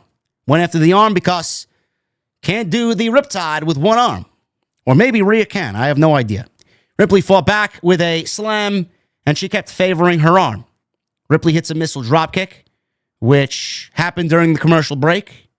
We come back from the break. They immediately showed the replay of the missile dropkick. Sky came back with a backstabber, which Michael Cole called a codebreaker. Two different moves. Backstabber, low dropkick, forearm, and IYO with a missile dropkick. Ripley fought back with some strikes, but IYO hit a double foot stomp for a 2. IYO avoided a prism trap and dropped Ripley arm first on the apron, so she's continuing to target the arm to take away that riptide. IYO ran off the ropes. Ripley turns her inside out with a big boot. Brutal. IYO countered a riptide into a DDT. Rhea always has an excellent sell for her DDTs. She followed with a running boot in the corner, which was obviously team kick, or whatever Dakota Kai calls her finish. She did Dakota's finish. Then she does the insane elbow from Kairi Sane off the top rope, same way that Kairi does it. And then she applied the Oscar lock, did IYO. So she did all of the damage control ladies' finish in this match. Ripley fought out of every move. Of course she did. IYO hits running knees in the corner. Went to the top, but Ripley went after her and hit an avalanche back suplex for 2. Ripley applied the prism trap. Sky flipped her shoulder first into the ring post, which looked a little comical because Ripley kind of threw herself into the steel post through the ropes. Ripley stood on the apron. IYO hits a running sunset flip powerbomb off the apron and into the barricade. IYO throws Rhea back into the ring. She's following up with over the moonsault onto Ripley's back. She didn't really connect. She got part of it. Ripley got her foot on the rope after Io made a cover, only a 2 count. Ripley tried to regroup on the outside, but Io hit a brutal bottom rope dive through the ropes onto the outside in front of the commentary table. Io sets up for an Asai moonsault. Rhea Ripley caught her on her shoulders and dropped her on the announce table. Ripley gets back into the ring. Io still on the outside. Rhea at this point taking a count-out victory. Io gets back in the ring at a 9. A count-out victory would have given Rhea a main event match or a championship match with Bianca. So she wanted to get to Mania and would have opted to take the count-out. Ripley, she's angry. But as soon as Io made it in at a 9, we get Bianca Belair clapping from her chair. At this point, Rhea looks at Bianca clapping that Io made it back in at a 9, and Rhea goes out to start arguing with Bianca. What are you doing? You would rather face Io than me? And we go on and on and on and on. She's arguing with Bianca, leaving her back turned to Io, who got all this rest on the outside. Now she's in the ring after Rhea's arguing with Bianca. Even more rest, more air into the lungs during this unnecessary verbal exchange for Rhea Ripley. She shoved Bianca. Bianca shoved her back. I thought we were getting a fucking DQ. I thought we were getting a DQ. Jessica Carr was very lenient. She knew that this match was important. She did not call the disqualification. Bianca put hands on Rhea. That could be constituted as a DQ. She let it go. Rhea shoves Bianca back. They kept shoving each other until Jessica Carr got in between them. She told them to stop instead of calling for the DQ. Ripley set up for a riptide. She gets back into the ring. Io is still kind of selling the effects of the table shot outside. She takes Io, does Rhea, up to the top rope. She's about to do an avalanche riptide. Io, seeing that Rhea took too much time here, countered out of the avalanche riptide. Hurricane Rana off the top. Over the moonsault off the top. 1, 2, 3, and Io Sky pins Rhea Ripley clean and wins the WWE Women's World Heavyweight Championship. And Io Sky is walking into WrestleMania as the Women's World Heavyweight Champion. Right now, on paper, it's Io Sky versus Bianca Belair at WrestleMania 41 in Las Vegas. Ripley was the crowd favorite here. Crowd still popped big for the title change and popped big for Io because Io was over. Fans have been into Io for months now, so they obviously were very pleased to see Io win. I don't think this is going to remain. I don't know how Rhea is going to get back into the match. I don't know what they're going to do to get Rhea into this match and make it a triple threat. But we have 7 weeks to play up how Rhea gets there. If you're upset by this, don't. If you're upset by this, don't be. If we got Rhea and Bianca, do you really want to rush 6 weeks of build to get this one-on-one match at WrestleMania? Or do you feel, with the star power that's there, it's worth more than 6 weeks of build? It's a program all to itself, not necessarily 6 weeks. I would rather see it start here and then build to something else with several more weeks of build. Not just 6 weeks because it's WrestleMania. Io winning is something that a lot of people wanted. A lot of people, including me. I said, let's do Io and Rhea at WrestleMania, and let's have Io win the championship. Let's do Io. It's like Io and Rhea mixed together. Io, Rhea, and Bianca, and have Io win the championship at WrestleMania. They gave the title and opted to give the title to Io tonight. It's different. It's unpredictable. Triple H is going to give you twists and turns, and it's not just going to end with John Cena going heel or CM Punk moving on to maybe doing something with Cody and getting involved in The Rock's business and John Cena's business. We don't know yet. There's still so much time. There's still so much time. There's 12 episodes of 12 episodes of WWE TV still to go. 6 Raws and 6 SmackDowns. We're good. What this does is give Rhea now not only the desire to get back the Women's Championship. She beat herself. Did it look stupid?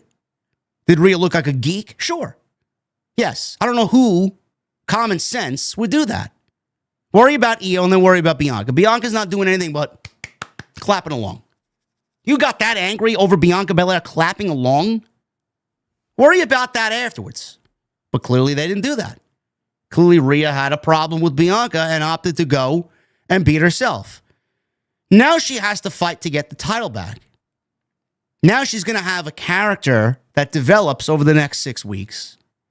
And on top of getting the championship back, and on top of the character development, there's that little asterisk next to Rhea that she can't get over. She cannot beat Io Sky. Ever since 2020, it's been 5 years and Rhea has not one win against Io. Io has her number. So that is the story that they're opting to go into WrestleMania with. Bianca, having an undefeated WrestleMania streak, is going to add to the pressure of Rhea Ripley. So not only is Rhea going into WrestleMania with Io, who she's not beaten, Bianca is going into WrestleMania unbeaten. That is her proving ground. That is where she shines most. Nobody's beaten Bianca at WrestleMania.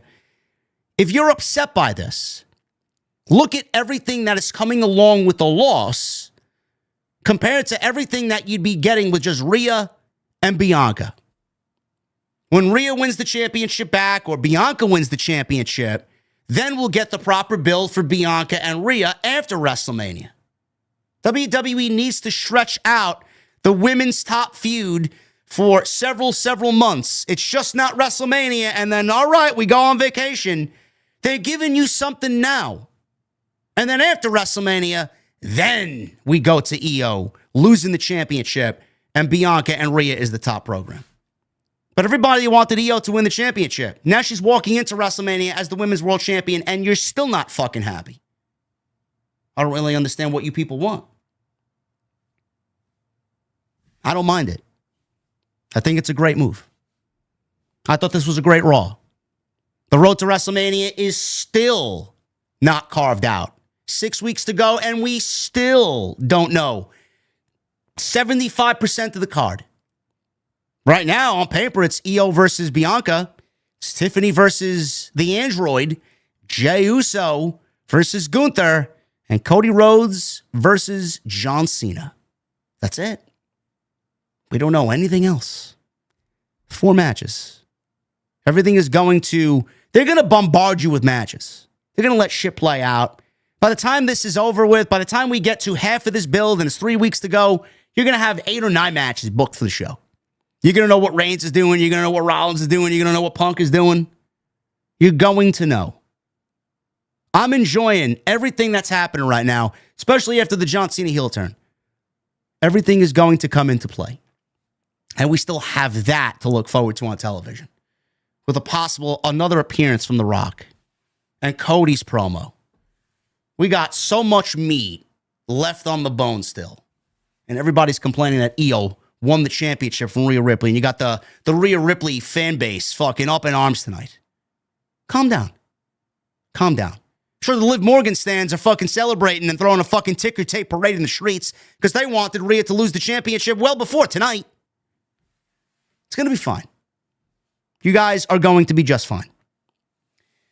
Just like you guys are fine, man. We had 4,400 people in here tonight, man. Thank you very much. Appreciate you guys and everything you do for the channel. Tonight, we are sponsored by my great sponsors and my great friends over at Hims. Make sure you guys listen to this message tonight. We are sponsored here on the Monday Night Raw Post on Off the Script tonight by Hims. Men value many different things about their appearance, but if you're a guy who really cares about your hair and you're finding that it's slowly going away, you might be feeling discouraged when you look in the mirror. That's where Hims comes in. Check out their personalized hair loss solutions, and you can start seeing your hair grow back in as little as 3 to 6 months. Hims provides you with a convenient and quality access to a range of hair loss treatments that work all from the comforts of your own couch. Hims makes treating hair loss simple with doctor-trusted opinions and clinically proven ingredients like finasteride and minoxidil that can regrow your hair in as little as 3 to 6 months. Choose from personalized chewable, oral, spray, and serum treatments to find what works best for you. And the process is very simple and 100% online, so there are no uncomfortable doctor visits. Answer a few questions and a medical provider will determine if treatment is right for you. If prescribed, your treatment is sent directly to you for free. No insurance is needed, and one low price covers everything from treatments to ongoing care. Hims has hundreds of thousands of trusted subscribers, and they can help you get your confidence back too with visibly thicker and fuller hair. Start your free online visit today at hims.com/script. Once again, that's hims.com/script for your personalized hair loss treatment options. Results may vary based on studies of topical oral, minoxidil, and finasteride. Prescription products require an online consultation with a healthcare provider who will determine if a prescription is appropriate. Restrictions do apply. See website for full details and important safety information. Thank you guys very much for all of your supports. Make sure you guys check out Hims. Tonight they are sponsoring the podcast right here on Off the Script. Hims.com/script. Let's get into the super chats tonight, man. If I missed anybody from Saturdays, re-up, channel memberships, any super chats, if I missed anything on Saturday, we had 8,100 people in here, man, and YouTube has been glitching out when it's that crazy and the chat is going that wild, and you guys are going that wild, man. I apologize if I missed anything. We'll try and make it up to you. I'll try and get through as many of you as I can tonight. But if I missed anything, I apologize. It was crazy on Saturday. Michael Krause with a $2 super chat. Good Monday, JD and OTS. What a weekend for WWE. Hope all is well with everyone. Yeah, thank you, Michael.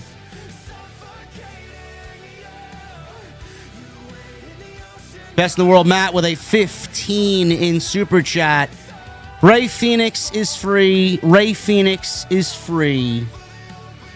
I would not be surprised if he debuts tonight or next week on Raw. Keep the releases coming, Tony. Hashtag free Wardlow. I guarantee you there will be more releases this month from AEW. Or at least more contract expirations. Hardy Punk. He has several super chats here. Batista as third member of Break-A-Wish Foundation. Truth Beatdown will hurt like the list of KO. Cena theme debut March 17th. Booked for March 17th, 2025 on Raw. And Cena to Punk. Everything you did, I did better, including AJ. Yeah, I wonder if the fabled theme music that he said he had made when Vince denied him his heel run will be heard for the first time ever. I wonder if that's going to be the theme. Certainly not going to be Def Rebel, nor should it be. Michelle with the $2 super chat. Seth Punk as hot as shit. Punk's promo best in months. I agree. The best Punk is an angry Punk. Hardcore Kevin with a $2 super chat. TNT is going to be one we do not want to miss. Hashtag JD Big D. Yeah. Thank you, Hardcore Kevin. Appreciate you, brother.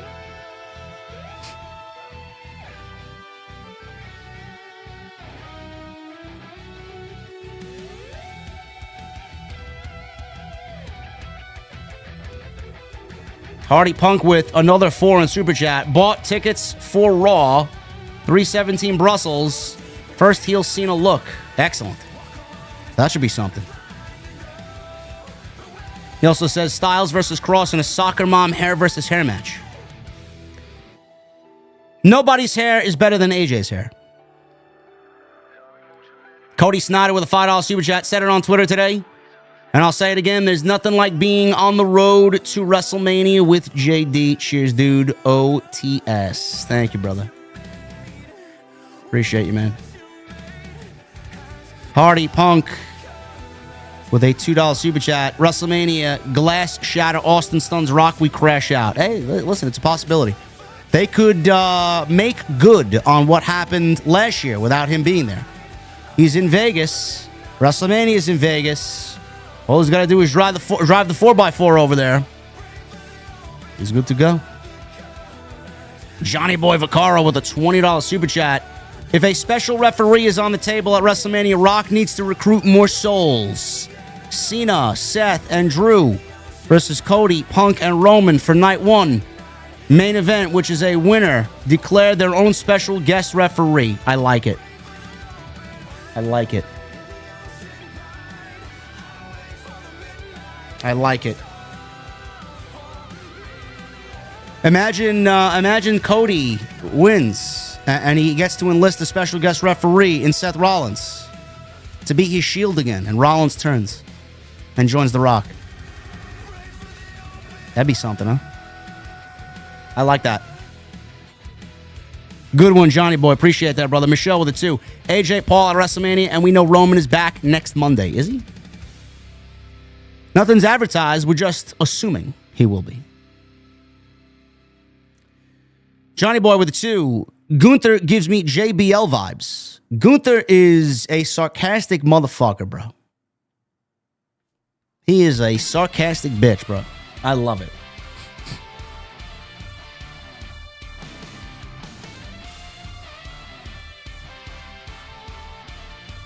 The boss, Mo Jackson. Well, they won 99. King Mo. Now he's the boss. $4 in super chats. Punk Rollins has that Fight Forever feel to it.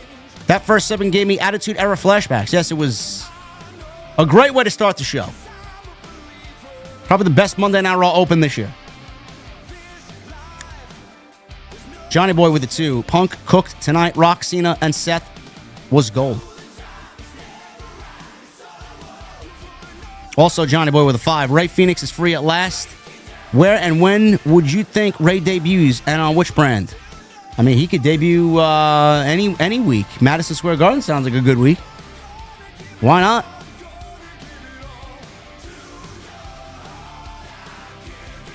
Cody Snyder with a $5 super chat. Imagine the road to WrestleMania at some point having Punk, Rock, Heyman, and Cena interacting. 4 goats on the mic. Chills. We could get it this year, bro. We could get it this year. Remember, guys, if you haven't hit the thumbs up, man, we are 44 likes away from 1,500. If you guys are still in the chat, have not hit the thumbs up, I would appreciate that. Boss Mo Jackson, $1.99. I can't send super chats more than $1.99. Well, I don't like that. I don't know why. Maybe it's the platform that you're on. I know YouTube has a funny thing about which platform you donate on. Best in the world, Matt with a $5 super chat. Punk is going to show The Rock why his arms are still too short to box with God.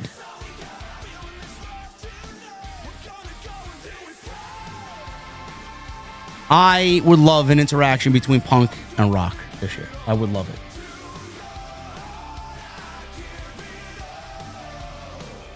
First time I coughed, I muted myself.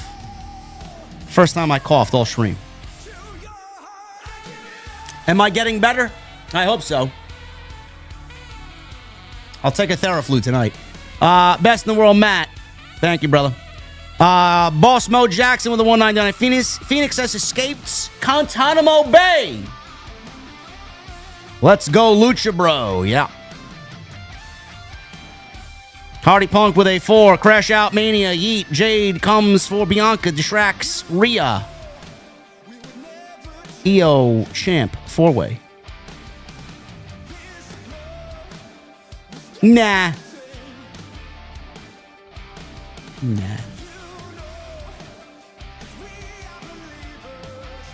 Joey Taylor with a 6. EO versus Bianca at Mania 41. Take my money, JD. What does Rhea do at Mania?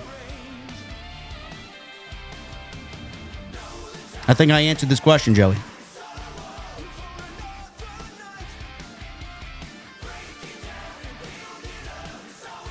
Rock responded to the opening segment right after it happened. Where? On Twitter? Let's see. Let me look it up. Hold on. Let's see. The Rock.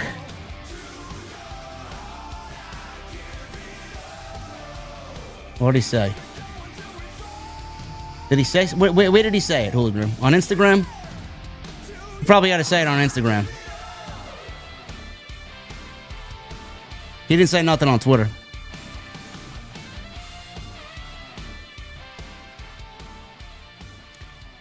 Hardy Punk with a 2. Multi-women WrestleMania match deserved. EO champ of the Sky. 6 women Armageddon Hell in a Cell at Quackamania. Johnny Boy Vaccaro with a $5 super chat. There can't be 2 baby faces such as EO versus Belair for the Women's Championship at Mania.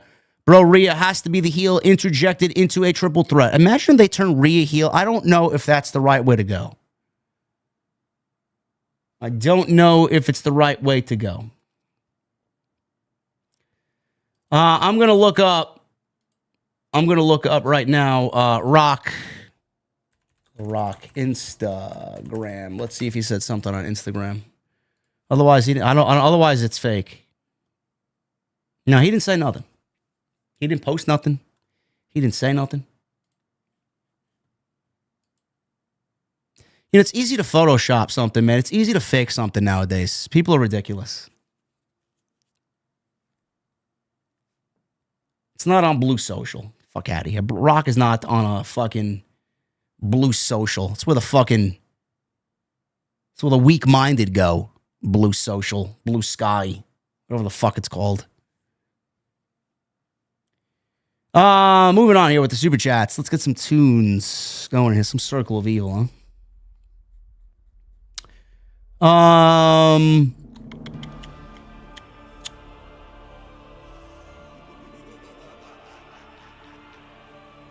Easy with a 5.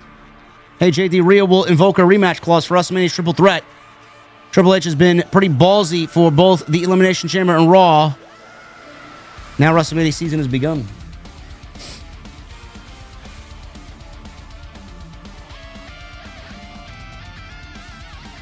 Rhea is going to be in that match with EO and Bianca.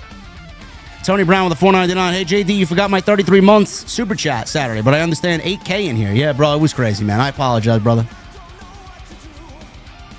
You know we love some Tony Brown here on Off the Script, man, in the venue.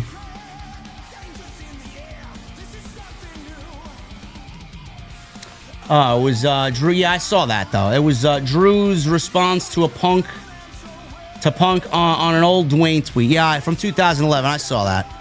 Yeah. Hardy with a 2. Cena repackaged with Curtis Axel's Reborn theme. No. That's why I said Drew could be in that 6-man tag idea. Said Suka with a $4.99. Don't want to hear disrespect on Triple H's name again. He's been in the bag and unpredictable left and right. Cena heel turn, J Rumble. Now EO gonna be wild. Listen, I have no complaints so far. Tribal Chief with a $2 super chat. Oh my God, EO won. Now what's Rhea going to do? Crazy. Hardy with a 2. Wrestling feels alive and in motion. Yes, yes, yes. My guy David Thiering with a $10 super chat. Hey JD, saw you on a rough Sunday night regarding bringing one of your cats to the emergency vet. Hoping everything was all right. Just like Bacardi, we all have your back. Thank you, brother. Everything is good. My little boy, Freddie. I usually drink my coffee with a little coffee straw. Coffee stains your teeth, so I like to minimize that by drinking through a straw. A little black, thin straw. He ate half the straw, and I didn't know. He was all right the morning of. But during the day, he looked a little out of it. He looked not good, so I made a game time decision to take him to the vet. Was there for 4 hours. Gave him IV fluids. Took his blood. Took an X-ray. He was much better today. He has a little bit of a fever. A little cat fever, 103.1, something like that. He's good to go now, though. He was active and out and about today. He was on my desk watching me play Destiny. He was good today. Still a little warm, but nothing super serious, which I thought was bad yesterday, but it wasn't bad today. Thank you, David. I appreciate that, brother. John Clockwork with the 199, literally called EO winning. Tagged you on X. Crazy. I was surprised, man. I even tweeted, what the fuck did we just watch? What did we watch, bro? I like it. Hardy with a 2. Oh, my goodness. Yes. Matthew Rowberry with a 50. We're going to give Matthew Rowberry a round of applause.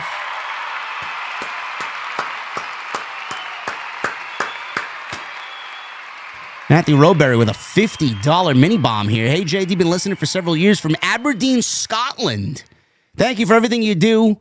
Can I get a shout out to my friend Callum, who bought us tickets to see Raw in Glasgow on the 24th with John Cena confirmed. I can't wait. Thank you. OTS for life. Well, you got a damn good friend in Callum, brother. It's going to be a big show, man. On the road to WrestleMania in Glasgow. Oh, my goodness, man. That sounds like a good fucking time. Have a good time, brother. Thank you for the 50 bomb here tonight. Triple M, $5 Super Chat. Monster Hunter, Wilds is Peak. It's back to Destiny for reset. Also, congrats on 167K. Hope everything is okay with your cat. We're good, brother. I'll be on for Dungeon tomorrow. And hopefully I could get my fucking icebreaker, being that these Dungeon exotics are adding up and I don't have them. I did get my God Roll palindrome today, though. I did get my Explosive Payload and Rolling Storm roll today. One shot. Took me fucking 40 runs, but I got it. I got every other fucking roll. But that one, I got it, finally.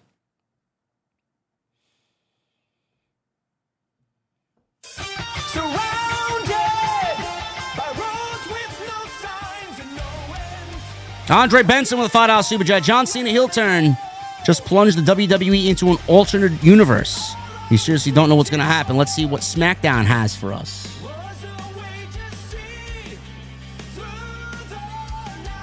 SmackDown hopefully is just as good as it was last Friday. Prince Petey with a $2 Super Chat. WrestleMania this year is definitely rivaling last year. What Triple H did say. Does it feel like Mania season now?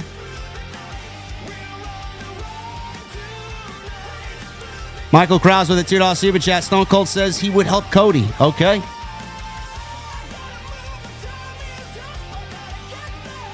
Baby Huey with a $4.99. Bianca looks like she can give 3 shits about Naomi getting attacked. My question is, how will her Mania match coincide with Jade's program with Naomi? They may be one and the same, brother. I said don't count out Bianca. Bianca still may have a part in it. Well, because Naomi was attacked doesn't mean Bianca's innocent. Apex with a $1.99. Roman Reigns versus Seth Rollins versus Punk. Night 1. Winner gets added to night 2. No. No, why?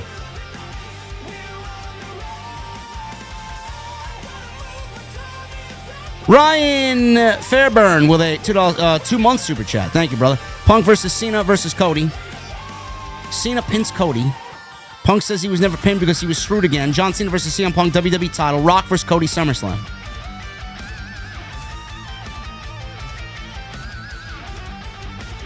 I don't know how they're going to work it. I don't. Everybody's just making fantasy booking scenarios. Everybody.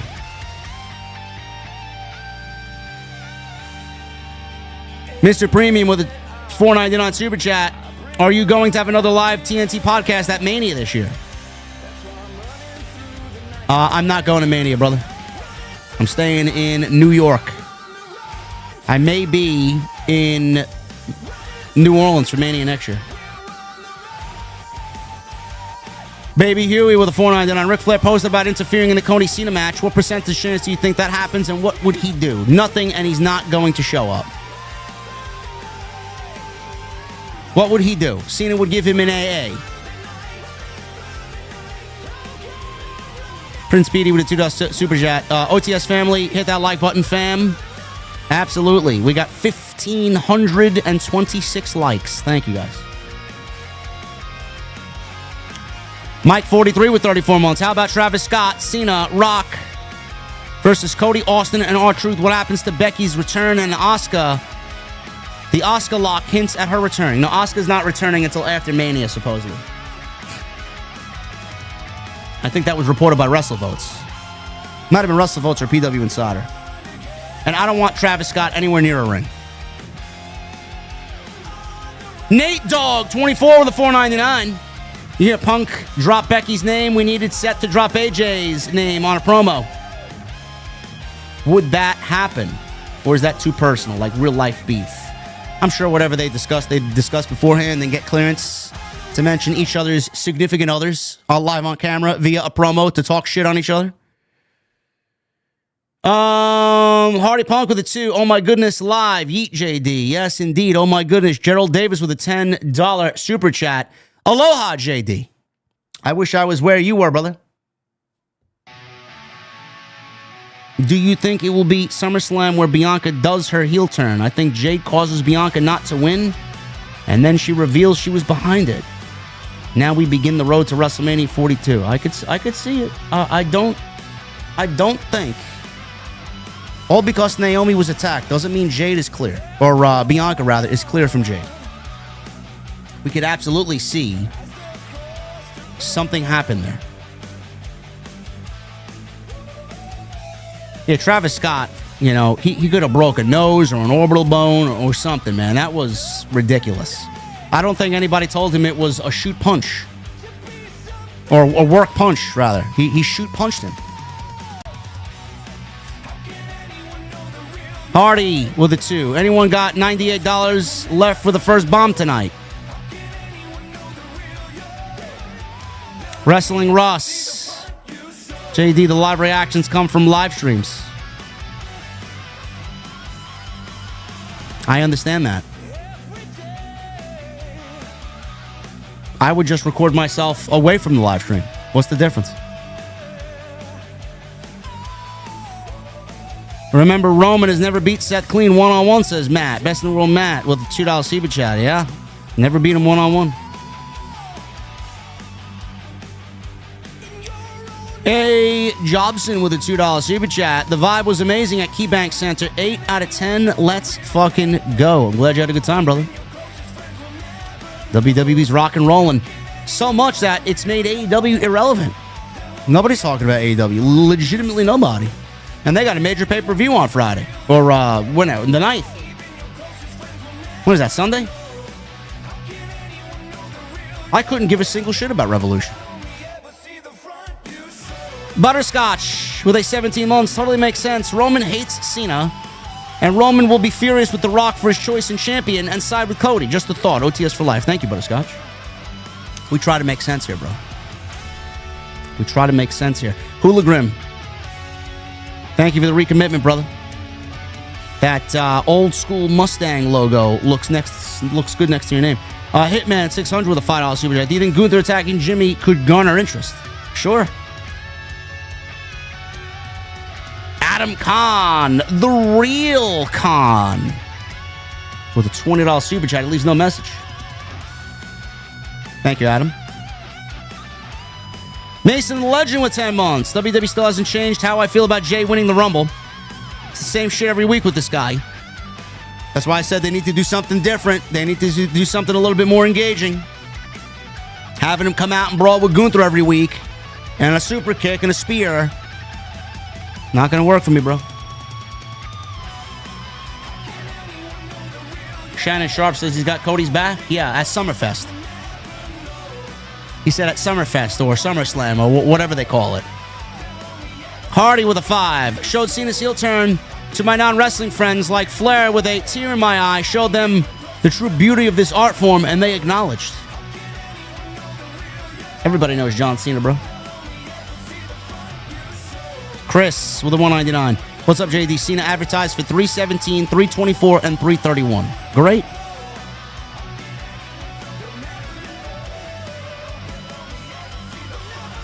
Advocate with 9 months. Watching you from my work as we close. Love your show and prayers to you and the OTS family. Thank you, brother. I hope you had a good day at work. Rome Collector with a $5 super chat. Do you think R-Truth will be involved in some way with Cena? Yeah. I do. I think R-Truth is going to come out comically and then get fucking AA'd. Honestly. I think that's the way to go.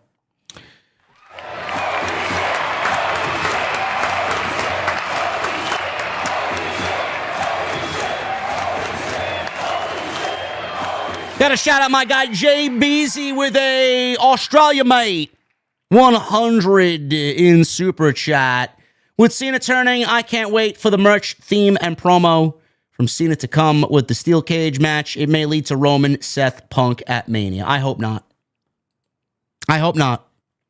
I don't want to see a triple threat match. I don't want to see Punk and Reigns interact right now unless they are helping Cody.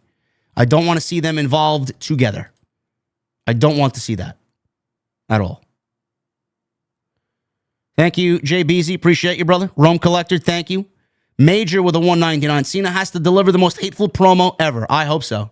I mean, he's got the ammunition to do so. I mean, all the years that people shit on him, I'd love to see him go nuclear on everybody.